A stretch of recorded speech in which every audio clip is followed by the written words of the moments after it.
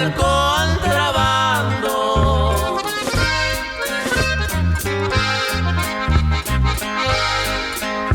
A las 12 de la noche o a las 2 de... Alright guys, Wild Bill going on with the story with the chapters of, you know, how I went from, you know, Chicago to Monterey to El Cerro de la Campana to ending up running a couple strip clubs and getting into that scene and meeting a lot of people who were capos in some of the cartel cells, which would lead to me going to work in Nuevo Laredo, sometimes Reynosa or Matamoros. But I promised you guys I would kind of do a historical kind of thing. You know, the foundation and the roots of the Gulf Cartel and eventually the Zetas. So, without a lot of introduction and a lot of preambles, I'm going to get right into it. So, alright guys, I'm pretty sure I'm correct in assuming that most of you have seen in whole or in part the Netflix series Narcos Mexico. Now, there's some truth to that series. A lot of it is historically correct. It's historically accurate, most parts. Although they do throw in some blatant bullshit to make it more binge-worthy. You know, plus the magic of Hollywood and screenwriter bullshit. Be that as it may, it was an awesome show. You know, el show salía con madre. Yo no pude parar de verlo. I couldn't stop watching it, but as I watched, I couldn't help picking out fiction from non-fiction and Hollywood screenwriter bullshit.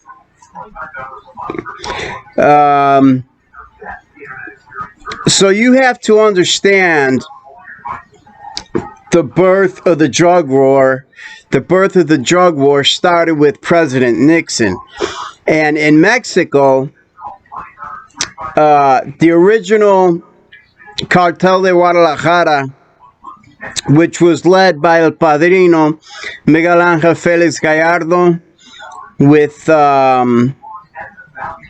you know, his right hands, Rafa Caro Quintero, El Güero Palmas, Amado Carrillo Fuentes, Los Ariano Felix in La Plaza de Tijuana.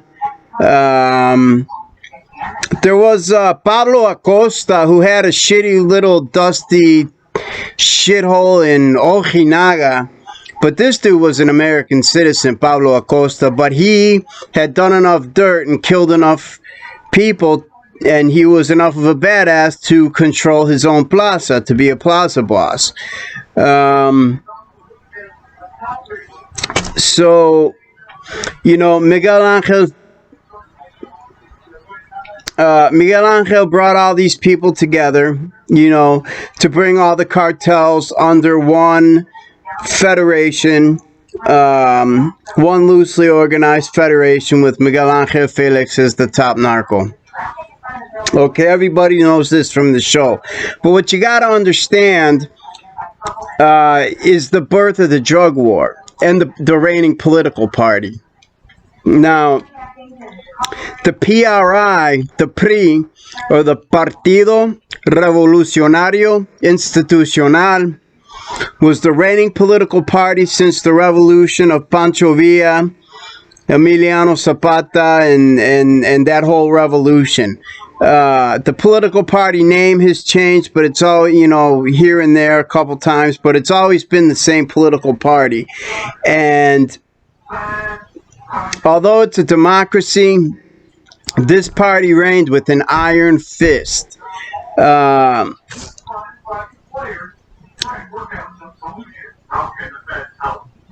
You know, the P.R.I. represented the perfect dictatorship. The party maintained power through extreme violence. Okay, guys. So, I'm going to try and explain the geography of northeastern Tamaulipas, southeastern Texas, where all of this, where my experiences were happening. The state of Tamaulipas hugs the Rio Grande in a narrow line that includes two major industrial cities, Nuevo Laredo and Reynosa and Matamoros. And Miguel Alemán is in there somewhere. Matamoros is not as economically developed, but it's, well, it was just a charming little town. Matamoros and Reynosa and Nuevo Laredo were Gulf Cartel strongholds until the inevitable split with the Zetas. And Nuevo Laredo became a contested plaza, which meant all-out warfare. I mean,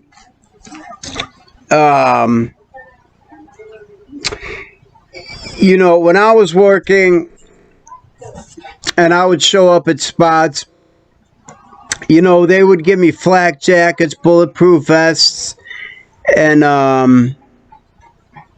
you know, they would tell me, we got to be ready for the contras. Vienen las contras. And contras, it means, in Spanish, means like the enemy. Ya vienen las contras. You know, ya vienen las contras, or vienen las contras, or, you know, para las, you know, ponte el chaleco para las contras.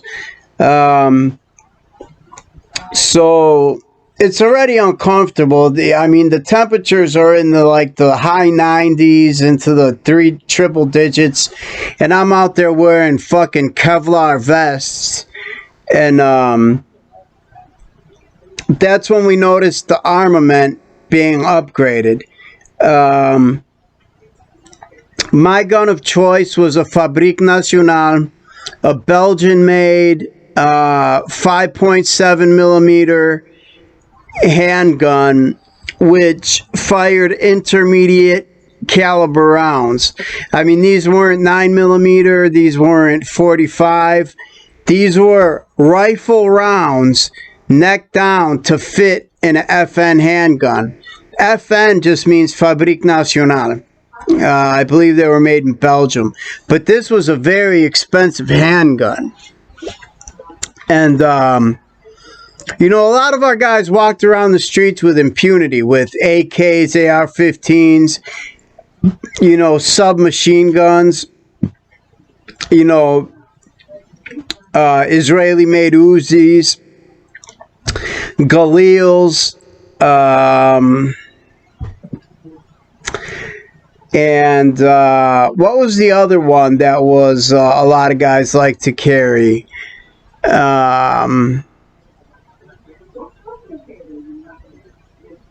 Not the FN Scar, but the you know, the name slips my memory right now, but it was another FN. But a lot of the guys like the Galil, the Israeli Galil. You know, there's a lot of advantages of a weapon or a submachine gun firing from a closed bolt. So a lot of the dirt and grime from that desert landscape was just real dusty, so it wouldn't get in there and get it real dirty, because these weapons required maintenance and cleaning and things like that. I didn't like walking around the streets with a fucking assault rifle, so I carried the FN and maybe a backup pistol. And I didn't really like Glock, but, you know, the weapons I carried are immaterial. You know, I was armed, I had body armor. You know, when this whole shit started kicking off, all our street, you know, it was like here in Chicago where you could go find an open air drug market. It was like this in Nuevo Laredo, but it was all sanctioned by the police. Now you got to understand, the Tamaulipas State Police and the Nuevo Laredo Municipal Police, they were all integrantes del cartel también. They were all members of the cartel as well. As a matter of fact, the cartel was largely made up of Tamaulipas State Police, Nuevo Laredo Municipal Police. So I didn't have to worry, about, I could walk down the street with a gun and, nobody would stop me or say anything. But this was how the situation degenerated into. I tried. My value there was as an American, kind of looking like a tourist or a college student. I could cross the border. I had American papers. I could come and I could go. I had a lot of value. I didn't have to be used as a sicario or a hitman. My personal weapons were for my own personal defense, or if I was caught up in some shit and you can't run away. If the shit pops off and you run away, you might get shot in the back, or once you're labeled as a coward, and they think you're going to get the whole squad killed, then you're no good, and they're just going to get rid of you. But anyways, so the state of Tamaulipas hugs the Rio Grande in a narrow line that includes two major industrial cities, Nuevo Laredo, Reynosa, Matamoros, Miguel Alemán. But Matamoros was not as economically developed, but it was just a charming little town. And like I said, Matamoros, Reynosa, and Nuevo Laredo were Gulf Cartel strongholds until the inevitable split between the Zetas and Nuevo Laredo was now a contested plaza. And this was years later after I had gotten down there. It took some years for this to happen. Now, I was living happily with my woman. We rented our apartment. We lived in La Colonia Hidalgo. We lived in La Colonia Roma. We lived donde está el Cuartel Militar, where there was a military base, because we knew the military was compromised and we were protected there.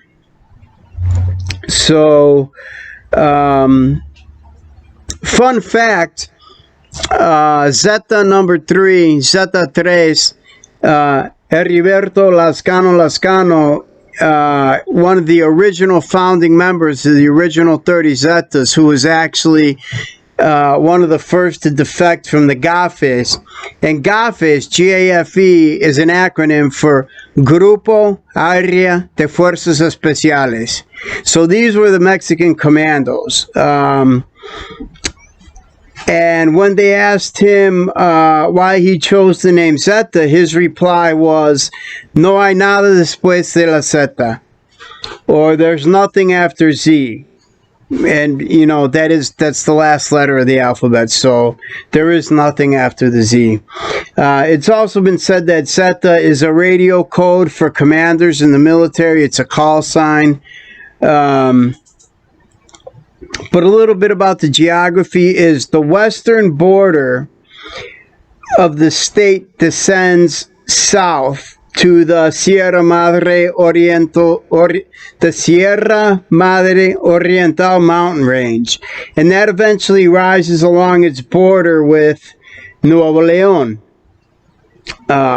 where Monterrey is the capital of Nuevo León. So if you travel east, the land flattens out to pasture land with cactus, different strains of cactus, and out to pasture land. And you really don't want to get lost or be fucking around out there. There's rattlesnakes, shit that'll kill you, besides people with guns. So Once the Rio Grande or the Rio Bravo, depending what side of the border you're on, arrives at the ocean a few miles east of Matamoros, on its eastern fringes, Tamaulipas descends south along the Gulf of Mexico. It includes the port cities of Tampico and Ciudad Madero, ending at the border of Veracruz. Years ago, it was a beautiful colonial place full of history, but now, with the disappearances of buses full of people from Mexican highways, particularly La Carretera Federal 101, Federal Highway 101, which has become known as the Highway of Death, which passed through the San Fernando Valley. And we'll get into more of that later. But the discovery of, military-style firefights in colonial towns, the discovery of mass graves, nowhere in Mexico or nowhere I've seen has the violence and desmadre of the drug war in Mexico been more intense than directly across the border from East Texas. It was the scene of a scorched earth war of between two of Mexico's largest drug trafficking organizations, the Gulf Cartel, with roots stretching back. The Gulf Cartel, they had their roots stretching back to prohibition, pre-prohibition, so before the 20s. And Los Zetas, a group famous for their savagery, their thirst for blood, and mostly made up of deserters from Mexico's armed forces. Again, the GAFES, which is an acronym, Grupo Aéreo de Fuerzas Especiales, Mexico's commandos, and now increasingly recruiting Caiviles. Now, Caiviles are Guatemalan special forces. And if the Zetas are bloodthirsty, the Caiviles are worse. I'm sure you can find a YouTube video or some other media regarding Los Caiviles, but part of the training of Los Caiviles is when they start their training, they're given a small dog, a puppy, to raise, to care for. That's their dog, and it's their responsibility to love it, care for it, nurture it, bring it up. And at the end of their training, their graduation is for them to kill and eat that dog. So these guys are just bloodthirsty animals. So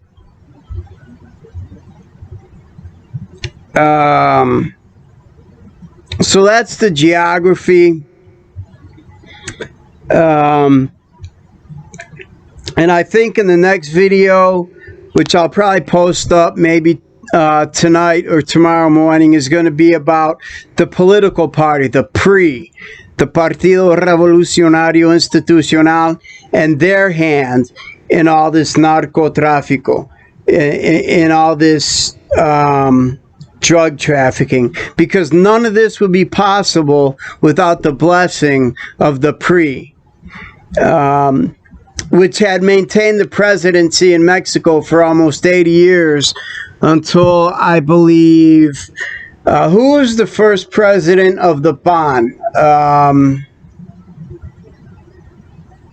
Was it Felipe Calderon, or I don't know who it was, but the P.R.I had remained in power for so long, by way of death squads and, putting down demonstrations. And it's just crazy. The level of corruption. A lot of the cartels were made up of state police because the governors had autonomous reign over their state. So the governors controlled the state police.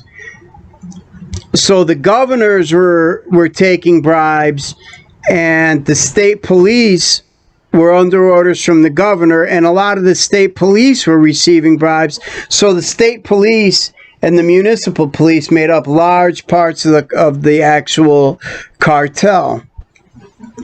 So the police weren't really police. The police were criminal. I don't even know what they had police for. You know, unless it was like a rape of a baby or a heinous rape or a heinous crime or something like that. Sometimes they did their job, and there were some cops that did their jobs, and they never lasted long. They were always killed and eliminated. But we're going to get into the corruption, the beginnings of the political party, and how this all began in the next video. So I hope you guys got a little bit of information from this. You know, I'm assuming that, you know, you guys have all seen Narcos Mexico on Netflix, which was a great show. A lot of it was historically correct, but a lot of it was bullshit. You know, I mean, a lot of it was factual, and there was a lot of fiction, and there was a lot of nonfiction. But you know, Hollywood, you know, Hollywood puts in their own, you know, things to grab your attention, and the screenwriter bullshit to make it more spectacular. So there's a lot of things that weren't, that were actually false, or that didn't actually happen. But there was some good history. Historically, it was a very good show. So in the next video, we're going to get into how the corruption started at the highest levels of the presidency, the P.R.I., the P.R.I., the Tamaulipas state government. But first, we're going to have to get into, you know, the Cartel de Guadalajara, headed by Miguel Angel Felix Gallardo and his guys, El Güero Palma, Amado Carrillo Fuentes, Don Neto, El Güero Palma, El Chapo Guzman when he was just a shorty, when he was just an errand boy, Pablo Acosta, Pedro Aviles, who was the Lion of Sinaloa, who was killed by a police officer, which allowed Miguel Angel Felix Gallardo to take over. The creation of the DFS, La Dirección Federal de Seguridad, which was basically the Mexican CIA. So we've got a lot in store. I've got a lot in store for you guys. I hope you've gotten some information from this video. The next one is soon to come. If you like it, please subscribe. Please hit the notification bell. Please like this video, and please share this with everybody. Please get it out there, your family, your friends, your co-workers, so we can get this raw and uncut material out there. You know, I was down there, I lived it. You know, I mean, I don't know about Sinaloa, I don't know about Tijuana and Los Arriano Felix, I know about Tamaulipas, Los Zetas, Los Rojos, Los Metros, El Cartel del Golfo. So I can only speak on what I know about. But this is going to be very interesting. It's going to open a lot of eyes. And this is coming right from the horse's mouth. So, you know, it would really help me out if we can get some subscribers, get the word out there, get this raw and uncut material to all your family, friends, co-workers. And that would be the greatest compliment I could get. And if anybody has anything to add, or if I may be wrong in some facts, please put that in the comments. So I'm going to cut it short right here. I don't like to go on with preambles and introductions. So without further ado, I'm going to end this video. And the next chapter in this will be coming out shortly. Peace out from Chicago, all the way to Mexico, all the way around the world. We all got to live together. And, you know, so let's treat our fellow man like we want to be treated. At the end of the day, you know, Jesus was just a man, and his only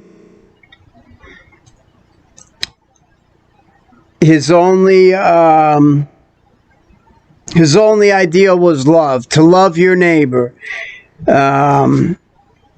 You know, to be forgiving. So if we can try to live a little bit like that, maybe we can make the world a little bit better. But the world's going to hell in a handbasket anyways. You know, I'm not too keen. Well, I'm going to keep my political views out of this, but I'll see you guys in the next video. I got to do some research and put some notes together. So in the next video, you can look forward to how the corruption led up to the highest levels of the government, and a few other things. So without further ado, I'm going to end this video. I'll see y'all on the next round. Peace out from Wild Bill, Cowboy Bill, and I'll see y'all in the next video. Thanks for watching.